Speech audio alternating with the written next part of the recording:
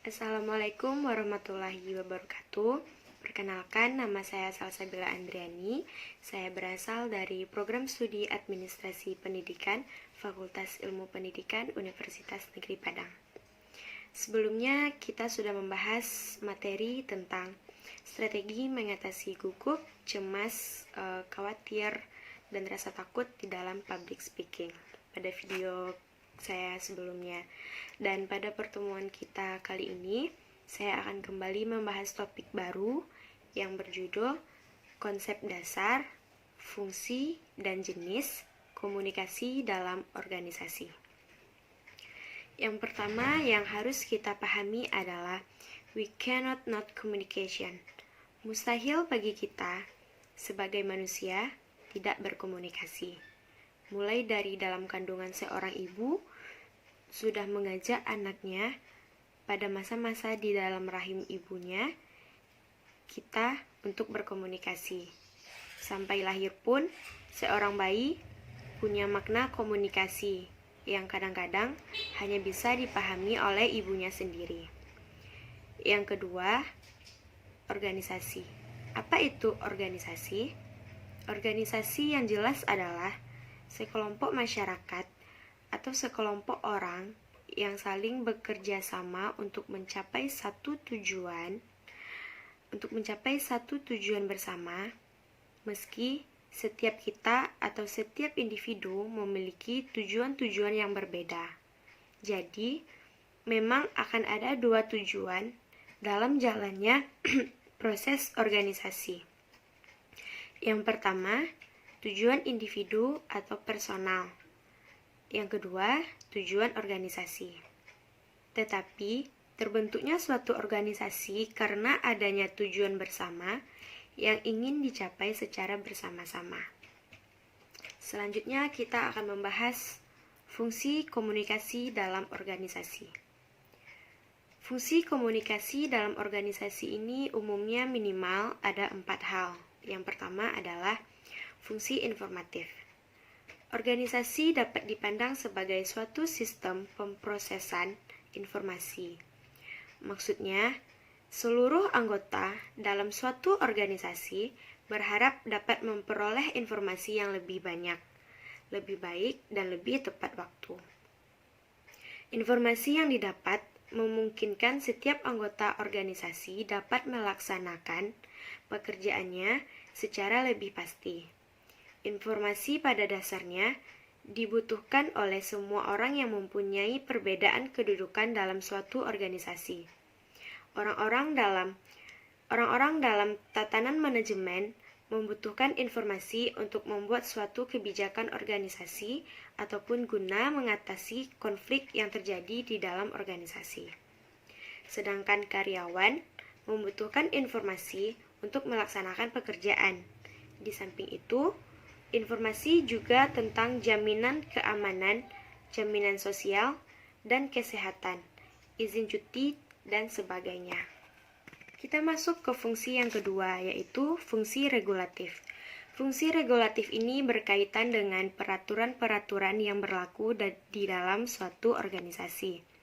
Pada semua lembaga atau organisasi, ada dua hal yang berpengaruh terhadap fungsi regulatif.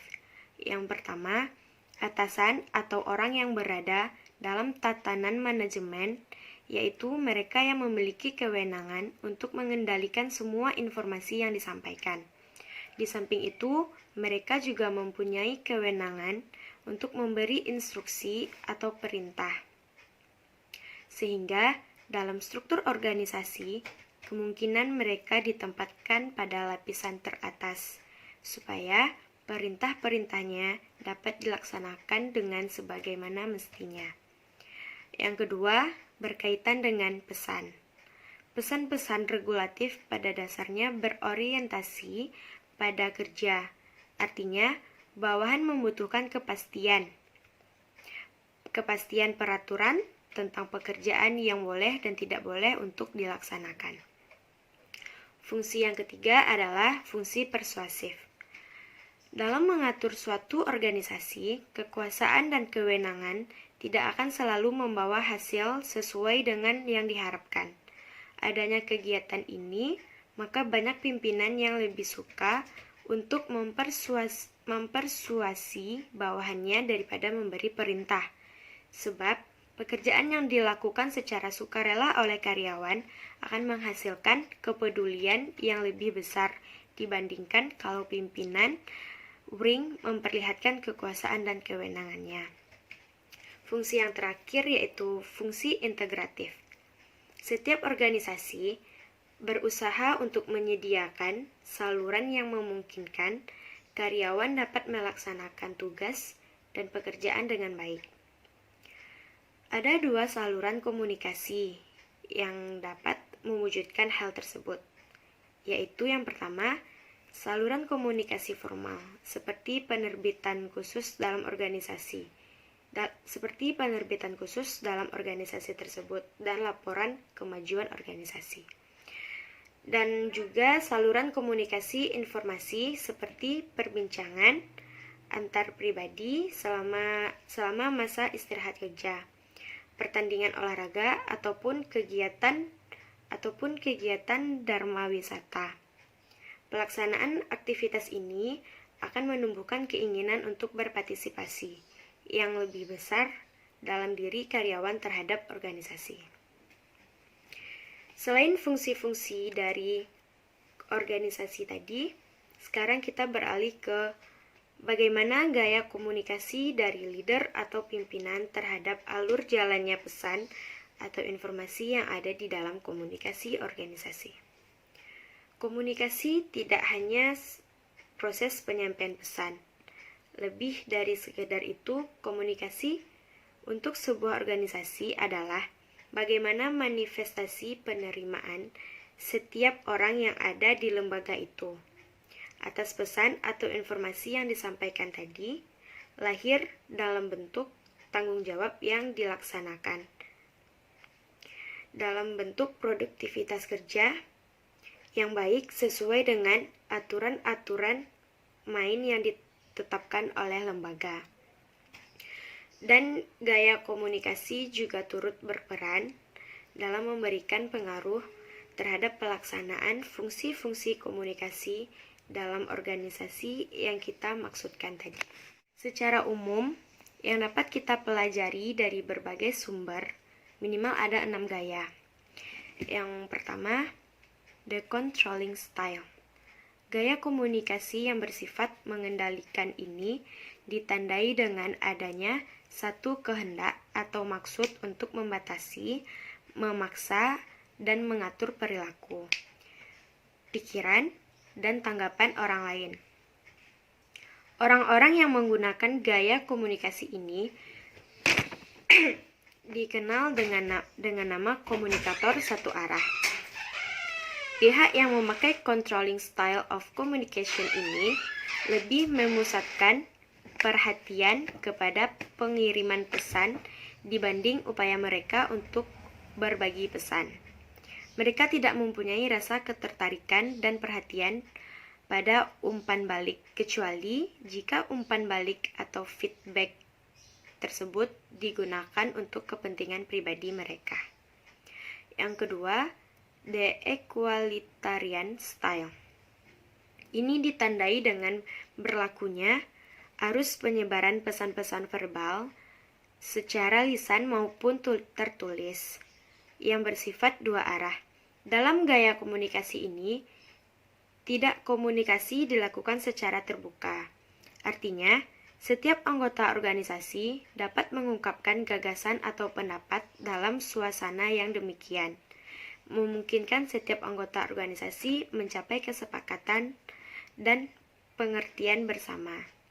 Orang-orang yang menggunakan gaya komunikasi ini adalah yang bermakna kesamaan, adalah orang-orang yang memiliki sikap kepedulian yang tinggi serta kemampuan membina hubungan baik dengan orang lain, baik dalam konteks pribadi maupun dalam lingkungan hubungan kerja.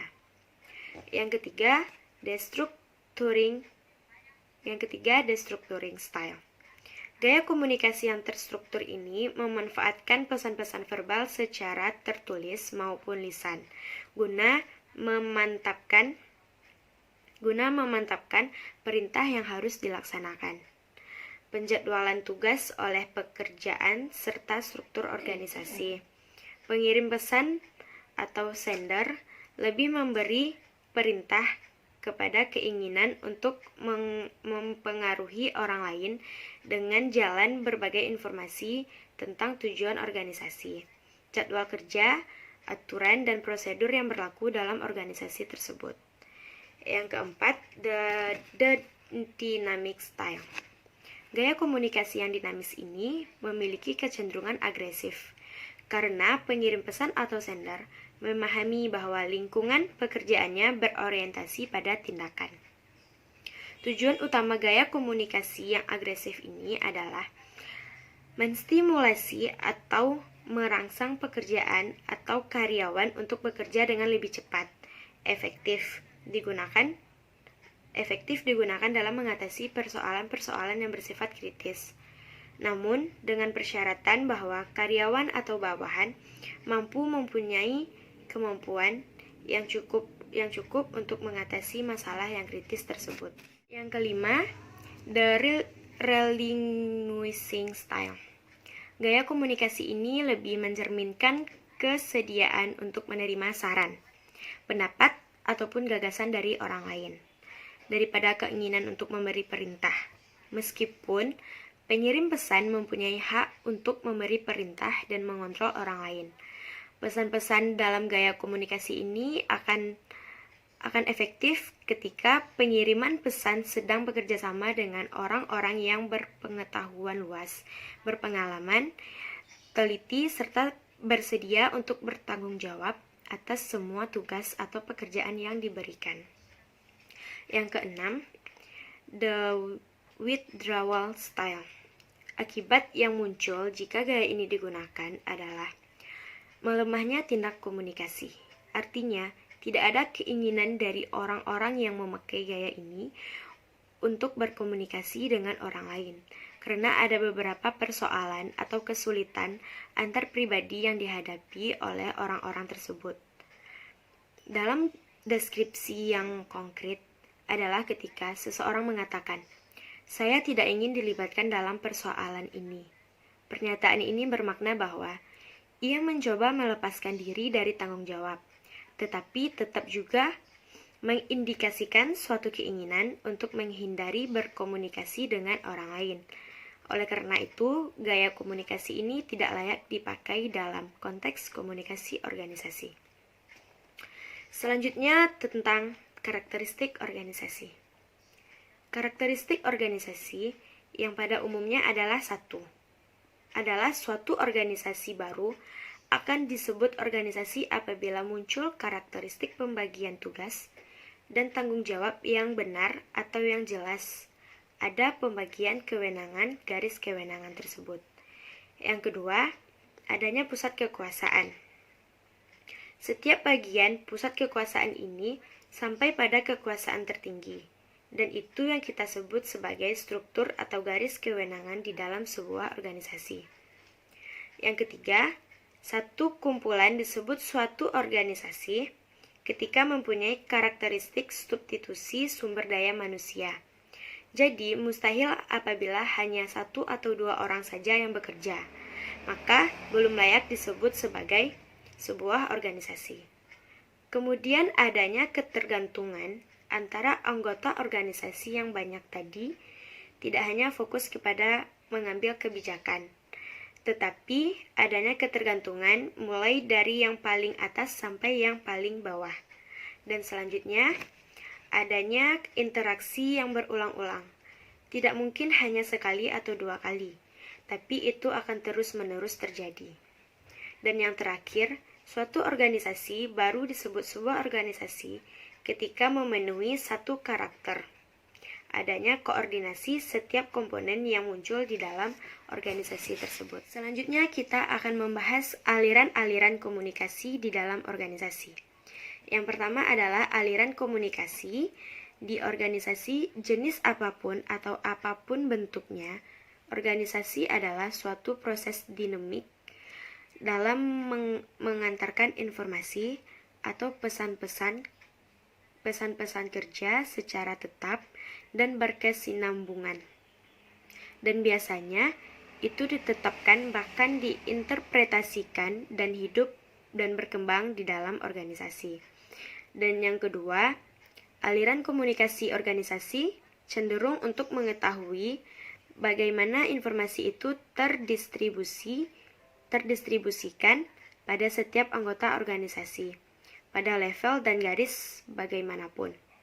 Yang ketiga, aliran komunikasi organisasi itu memberikan dampak dan pengaruh terhadap efektivitas organisasi, baik dalam hubungan-hubungan personal, ataupun dalam pelaksanaan dan pencapaian tujuan organisasi. Jadi, memang memberikan dampak atau efek langsung atau tidak langsung. Aliran komunikasi ini memberikan pengaruh kepada hubungan antar pribadi atau justru berdampak besar pada pelaksanaan atau pencapaian tingkat produktivitas kerja setiap individu yang ada di dalam proses organisasi tersebut. Baiklah, sekian pembahasan video kita kali ini tentang konsep dasar, fungsi, dan jenis komunikasi dalam organisasi. Semoga apa yang saya sampaikan kali ini dapat bermanfaat bagi kita semua. Apabila ada kekurangan, mohon dimaafkan. Wabillahi taufiq wal hidayah. Assalamualaikum warahmatullahi wabarakatuh.